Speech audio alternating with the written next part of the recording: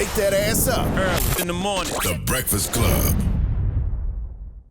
Morning, everybody. It's DJ NV, Charlamagne the Guy. We are the Breakfast Club. Let's get in some front page news. Our guest co-host, Don't Call Me White Girl, is here. And, of course, Teslin Figueroa. Good morning, Tez. Good morning, DJ Envy. Good morning, Mona. Beautiful hair, by the way. And good morning, Charlamagne. Good morning, Tez. Peace, Tez. Now, Tez, they were saying at the U.S. Open, of course, that's in Queens, is where some of the best tennis players around the country come. Usually happens August and September. They're saying that a lot of players are complaining because they said it smells like cannabis, smells like weed, and there's nothing that people can do because there's a park next door and smoking weed is legal. So they said a lot of players were complaining that it was getting them high as they were playing tennis. I thought that was pretty funny. I thought that was pretty funny. Man, knock Is that it off. even possible? I swear. No, I don't think that's possible. That's not possible. No, it's true. They're saying there's a park next door, and I guess That's possible, but they're not getting high. No They way. get a little contact. No Not in contact. open space. Yeah, no. not from no Well, park. they were complaining. Now, give us some updates on the hurricanes hitting Florida. Yeah, Idalia strengthened into a Category 2 hurricane Tuesday afternoon, and the forecast is to intensify quickly into an extremely dangerous major hurricane before making landfall over Florida's Gulf Coast today. Its path is expected to impact a wide central portion of the state, including cities like Tampa and Orlando, before moving along to Georgia and Carolina coast Wednesday into Thursday. At a briefing Tuesday, DeSantis urged people to leave immediately if they were in an evacuation zone. Let's take a listen to his warning. The National Hurricane Center advisory includes that if this storm hits at high tide, storm surge could reach 10 to 15 feet in some areas of the Big Bend. That is life-threatening storm surge. That is storm surge that if you're there while that hits, it's going to be very difficult to survive that. So please take appropriate precautions. Everybody hang in there. This is going to be something that will leave significant impacts, and particularly in this part of the state, you really got to go back to the late 1800s to find a storm of this magnitude that will enter where this one looks like it's going to enter tomorrow. So we don't really have a historical analog in anybody's memory. So it's likely to cause a lot of damage, and that's just the reality. So be prepared for that. Be prepared to lose power, and just know that there's a lot of folks that are going to be there to help you get back on your feet. All my people down south hold it down. Florida, Carolinas, hold your head. Like, we've been through this before. But the crazy thing about hurricanes, man, no matter how many times you've been through one, even if you know what to do, if you know how to prepare, you still don't know what the magnitude is going to be when it hit. Right. And this is Tampa's first time getting a hurricane like this. That's what I read. Yeah, Tampa's Really? never been hit like this. That's what I read. I could be wrong. Damn. Yeah, so definitely take it serious. I lived in Orlando a long time, and people kind of brush that off because you're so used to the weather. So definitely take that serious. And it's supposed to hit when? Today? Tomorrow? Yeah, so it's like landfall today and tomorrow. What's the category again? Did they say? It is Category 2. It was Category Category 2 on yesterday, but they're saying it's going to be, it could possibly be the worst ever. So we'll see Wow. what it looks like. Is- I lived through Hurricane Hugo, man. I'm a Hurricane Hugo baby. Charleston, South Carolina. What year was that? 88, 89? I don't remember. 88, 89? I don't remember. Now let's talk about Biden with these drugs now. Yeah, President Biden touted the potential cost savings of Medicare's first ever price reduction for widely used prescription drugs. You may have heard many candidates always say they want to lower the cost of prescription drugs. At least you do hear that on the Democrat side. Let's take a listen to what he had to say. And today I'm proud to announce that Medicare has selected the first 10 additional drugs for negotiation under the Inflation Reduction Act. 10 additional. Drugs that treat everything from heart failure, blood clots, diabetes, kidney disease, arthritis, blood cancers, Crohn's disease, and so much more.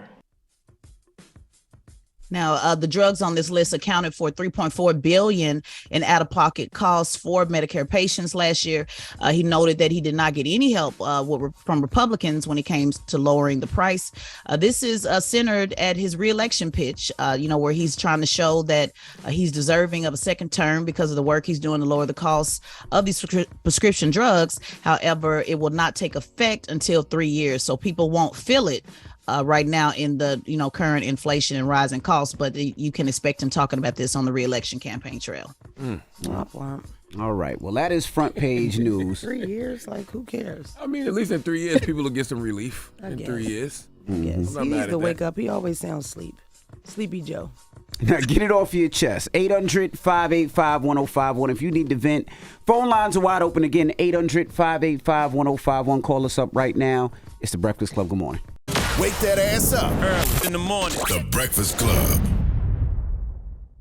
Morning, everybody. It's DJ NV, Charlamagne the Guy. We are the Breakfast Club. We got our special guest co-host. Don't call me white girl here. Let's get some front page news. Now, I just want to salute to, I know this is a tough one for me. They made history this year. Howard University's swim team just won first ever championship in 30 years. So shout to all the HBCUs and, of course, Howard University swim team. I just thought that was dope. I read about that this morning. Drop on the clues bonds for the real HU, Howard University. Watch your mouth. I didn't say real HU. Why is it a tough one for you?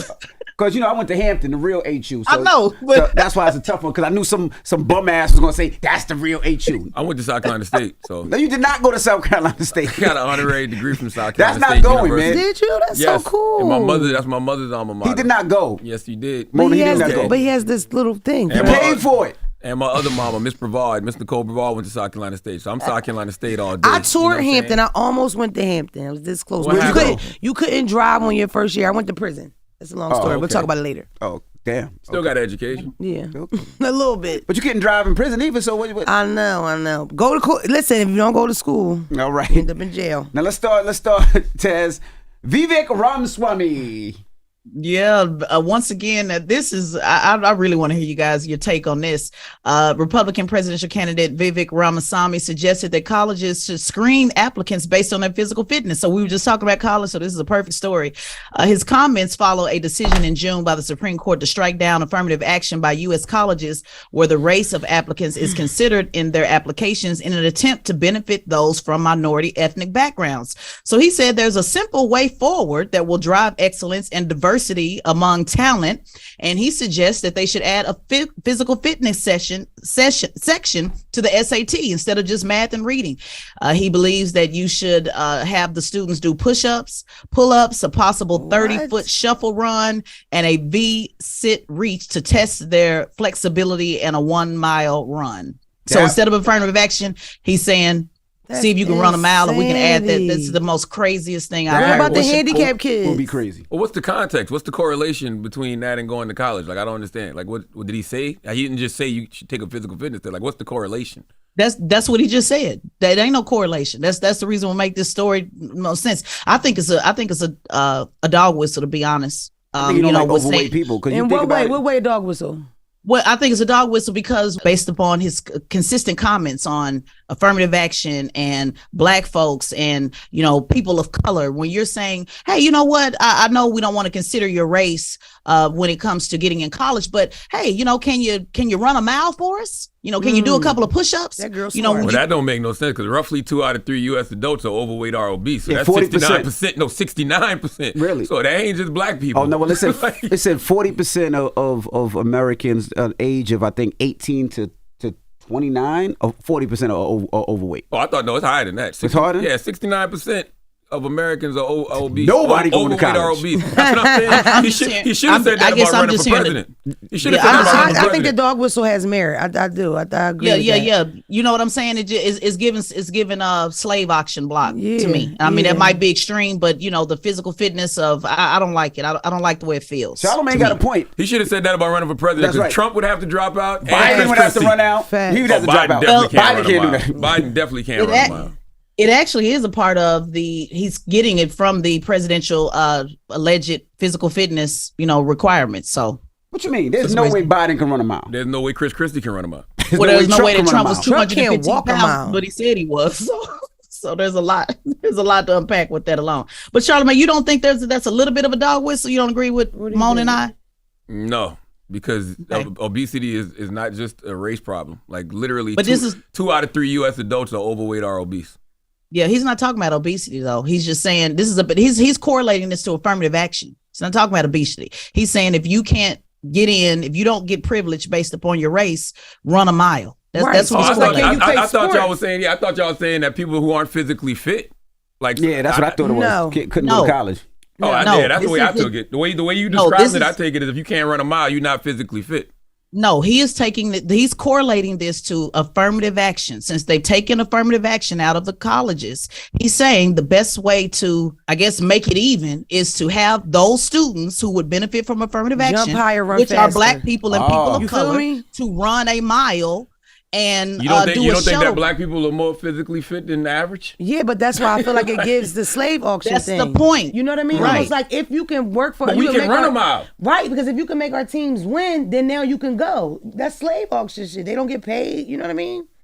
I'm confused. I'm not Okay, gonna lie. we'll talk about it later. Yeah, I'm confused. We're gonna break it down, Charlamagne, later. No. You feel what I'm saying? I would think we would excel You in can't that. get in because you're Black, but you can get in if you can run and Yeah, jump. that's So like now you run, can nigga, play. run. Right now you can play for our That's teams. like run, and nigga, absolutely, run. like That's like, oh, this that's kid why is she said old. slave You still want to go to auction. college? Run, nigga, run. That's a Do dog some whistle. push-ups, Right, nigga. that's a dog Yeah, whistle. I That's crazy. think that's a That's reach. crazy. I didn't Yeah. understand it like that at first. That's wild. I think that's a reach on our part. Bro, you think For the so? dog Yes, whistle man. part, I agree. how can it be Especially if reached it goes with the minority thing. That's why it makes it a dog Right. whistle. Yeah, it's just minorities. It's just people I are think affected by that's a reach. affirmative action. If They're not you saying can't get in- everybody run. They're just saying you niggas run. Us, right? That's That's right. not what he's saying. That's exactly what she he's just said. saying. What? If you can't That's get what in, we're saying. Vivica Ramsey thinks college applications should include a 1 mile run. and No, other parts of the affirmative presidential action, fitness Charlamagne. test. He's saying in order to make it even for diverse, he's literally saying for diverse candidates. He's saying in order to make it, since we took out affirmative action for diverse candidates, let's just